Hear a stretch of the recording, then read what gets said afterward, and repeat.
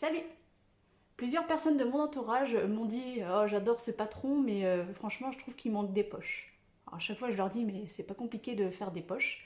Alors aujourd'hui, je vais vous présenter comment on fait des poches, comment on crée la poche elle-même et comment on la coud pour que ce soit une poche invisible.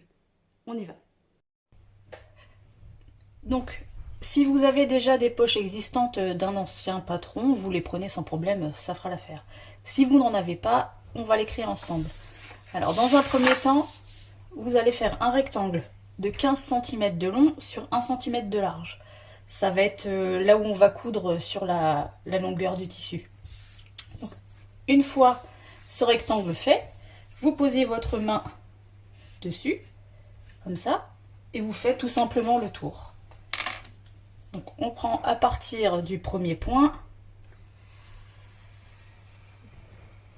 et on prend bien de l'espace, car on va dire le but du jeu, c'est quand même que votre main soit à l'aise dans votre poche. Voilà, tout simplement. Donc quand je dis 4 pièces identiques pour 2 poches, c'est vous coupez 2 fois en miroir. C'est-à-dire que vous pliez le tissu en deux et vous coupez les 2 pièces. Voilà.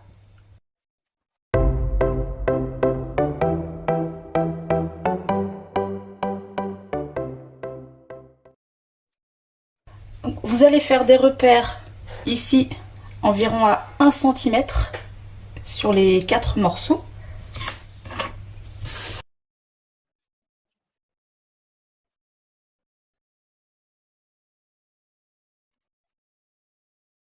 Donc là, c'est le côté où je veux mettre une poche. Vous identifiez là où vous voulez les mettre. Bien sûr, vous mettrez sur la même longueur de chaque côté, hein, que ce soit vraiment identique. Alors, ici, moi, j'ai fait mes repères. Alors, l'idéal, c'est que ça se trouve plutôt au niveau de la taille plutôt qu'au niveau des hanches. Hein. Après, vous faites comme vous voulez. Donc, on va se mettre sur l'endroit. On va prendre la première poche.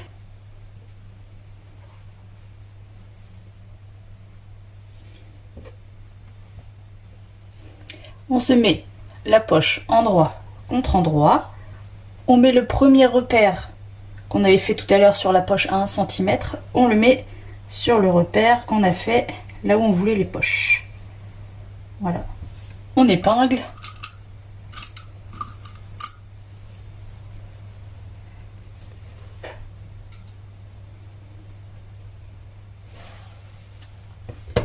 Et on coud au point droit, tout simplement.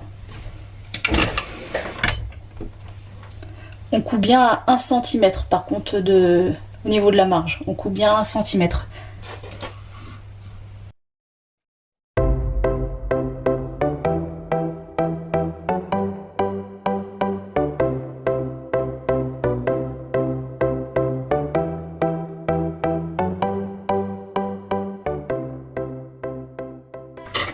Et on fait la même chose de l'autre côté. Et comme je le disais tout à l'heure, on fait bien attention que les poches se retrouvent vraiment bien l'une en face de l'autre. Parce que quand on va les coudre ensemble, s'il y a un décalage, ça va pas être terrible. Allez. Donc les 2 poches sont cousues.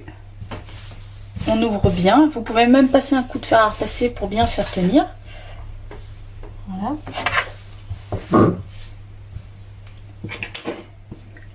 Vous mettez tout bien à plat. Les 2 poches, si vous avez bien cousu,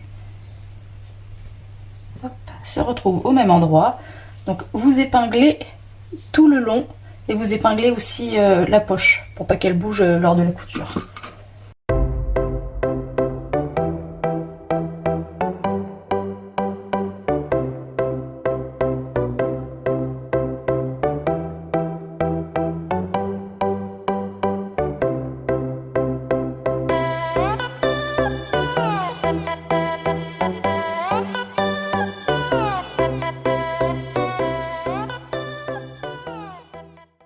Donc maintenant, on va venir coudre. J'ai pas beaucoup de place ici. On va venir coudre au point droit ici.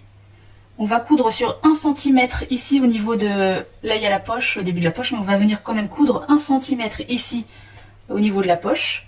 On va lever le pied presseur, on va tourner et on va coudre ici tout le long. On va revenir à la fin de la poche, recoudre ici 1 cm et repartir tout droit. Donc on va faire ça ici, revenir tout le tour et coudre ici, tout au point droit. Allez.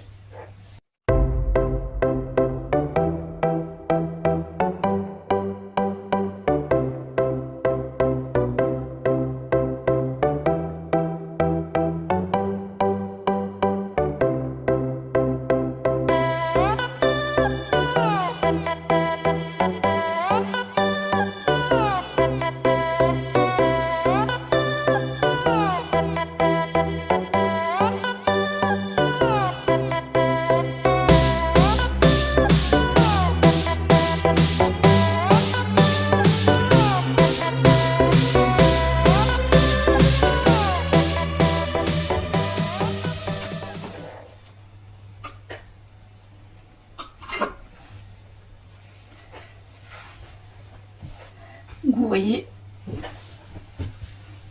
on a bien cousu ici tout le long, on a cousu ici et on a fait tout le tour, hop, et reparti dans l'autre sens. Donc maintenant il faut surfiler tout, ou surjeter si vous avez une surjeteuse, pour que le tissu ne s'effiloche pas et pour que ça fasse une belle finition. Là avec le fil de surjet, on se rend bien compte de la couture qu'on a fait auparavant. Donc le côté, l'arrondi de la poche et l'autre côté. Donc voyons voir à quoi la poche ressemble de l'autre côté. Hop. Vous voyez ici on la voit même pas. C'est une poche invisible. Là elle est là, on la voit ici. Hop. Voilà. Vous voyez, c'est vraiment très très simple à faire. Avec un bon coup de fer à repasser, elle sera encore plus invisible.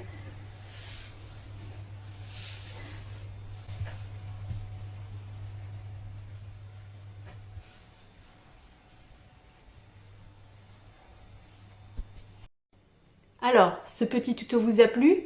C'était facile. Alors si vous avez d'autres demandes à me faire, n'hésitez pas à me les donner en commentaire, je les réaliserai avec grand plaisir. Bye!